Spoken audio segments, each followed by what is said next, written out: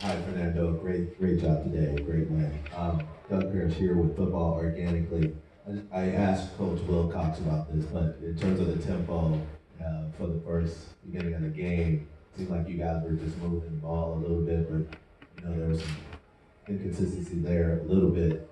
But how did you feel about that? Yeah, well, Mr. Parrish, it was good seeing you. But second of all, especially in the first drive and because the second drive we scored, but the first drive, I put that on me. It was a little bit of anxiety for everybody. We've worked so hard. We've done so many walkthroughs, and when the game came, it was a little bit of like nervousness. But then after that, we're like, hey, we do this. We're the better team. Respect to them, but we're the better team. We're a well-oiled offense. We're gonna get this, and we're gonna go and do tempo. And we're gonna score. So that's what our offense thrives off of. It thrives off of energy, passion, and tempo. So when we have the tempo, we can get the defense misaligned. All our offensive players are very sharp, can make their reads very quick. Therefore, we're able to move the ball quickly down the field and efficiently. Thank you. On that fourth and four play early in the third quarter, were you surprised that you went for it? And how important was it to convert that? Yeah, I was. I guess I was very thankful for the opportunity.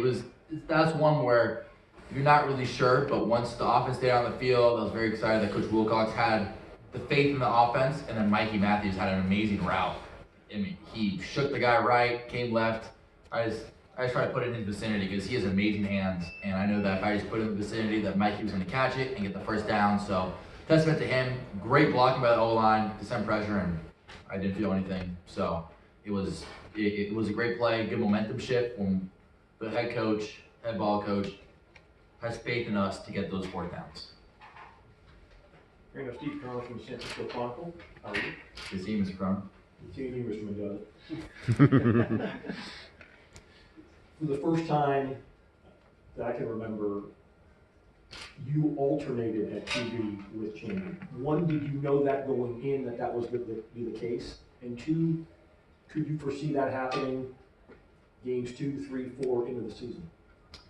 Yeah, Coach Blesh, Coach Wilcox, Coach Gilbert, they're very transparent coaches. So they let us know prior to game day that we're going to be alternating in some type of way and fashion. They tried to do it that wasn't every drive, just because it's difficult to get a rhythm and flow. But that's like you said, I mean, that's more of a Coach Wilcox question. Whatever opportunity I get, I'm happy to be on the field and I'm going to make the most of it. So whether I'm rotating, whether I'm the guy, whether if I'm not the guy, whatever I can do to help the team win, whatever opportunity I get, I'm going to make sure that I maximize it and help my teammates. Jim McGill, Insider. Fernando, what's the story with the Wyckoff jersey you got going there? Yeah, always good seeing you, Jim. So it's Wyckoff jersey. A lot of people don't know this, but he was banged up earlier in the week, and our starting center, Will McDonald, one of my best friends, he went down, unfortunately. And Wyckoff, although he was injured, stepped up to that starting role, and mid-game, he got injured or banged up a little bit, and he had the fortitude and mental toughness to come back in the game. And that's someone that doesn't get enough love, especially with all the O-line. We got Rush, TJ, we got Bastion, we got Nick, who battled through injury. We have all those guys, and I could go on and on about everybody else. But yeah, I just want to show appreciation and support for him being able to battle through that injury. And whether it was major, which hopefully it wasn't, or minor, or whatever it shall be, it's just the mental fortitude that although we're up 20 points on UC Davis, that he still wants to be in there with us. With a couple starting offensive linemen and a couple starting receivers out, did that contribute to sort of the disjointed nature of the offense today? You guys struggle to push the ball down the field consistently. Is it affecting your rhythm? Kind of mixing and matching with guys that maybe are experienced, but you haven't played together much in fall camp? Yeah, back when fall camp started, since Chandler and I we were rotating and competing along with CJ Harris, the live run one, EJ, I got a lot of reps with every receiver group, which was a blessing looking back at it. And that is something that I was able to give a great connection with Isaiah Hunter, who started out at the threes, the start of fall camp, and now he was catching back shores down the field. He saved my butt on that shallow catch. So being able to have chemistry with those guys probably wasn't as much I've had with Tobias and Keon, truthfully, but I still have a ton of confidence in those guys, and I think it's more of just playing the game. We played against our guys so long. and having the game and be like, okay, we prepared 9 months, we're actually in the game now. It took us a little to settle in, but that momentum's going to carry through Auburn and onto the season. We all feel very confident in each other. Thomas Stone, right, California.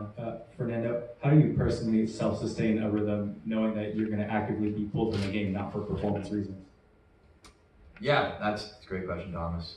Also saw one of your friends tagged me in the burrito post. That's love.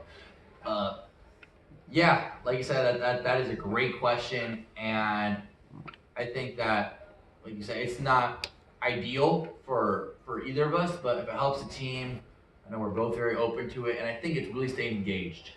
I think, especially when you're in that situation, if you're on the sideline next to Coach Blesh, engaged in the offense and acting as if you were in at that moment, then mentally it allows you to still be in that moment. And yeah, I might need to get a couple extra throws on the sideline, but mentally, if I'm playing the game in my head next to Coach Blesh and next to Coach Gilbert, see what they're thinking, it's actually kind of good to take a step back sometimes and see what they're thinking mid-drive to kind of get their, just what they're thinking mid-drive in different situations. I usually am on the field for that. But yeah, like I said, just mentally staying engaged and just supporting and leading my teammates. Last question for Fernando here in the front. Hey Fernando, Emmanuel Macedo with Daily California.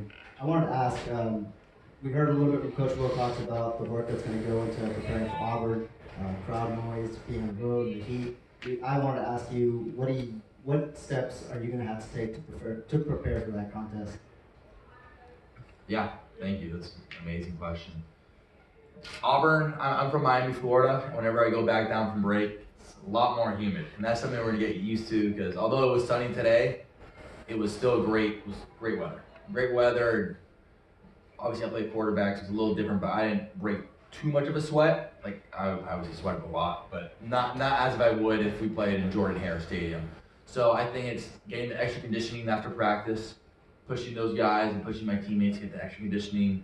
Although it might be hard, that one more lap around the field, that one more gasser, and mentally to have the confidence that we can go out against anybody and execute at a high level. It's a lot of learning tape for myself in this game, and that's something confident that we'll be able to fix. And now that we have something to watch against another team and their tendencies and how we work through the iPads in the game, the in-game communication with the helmet, and all the other variables, I think that we're going to be very prepared at Auburn and really excited to play them. Great fans, great team, great overall atmosphere. Thanks, Fernando. Thank you guys. Thank you.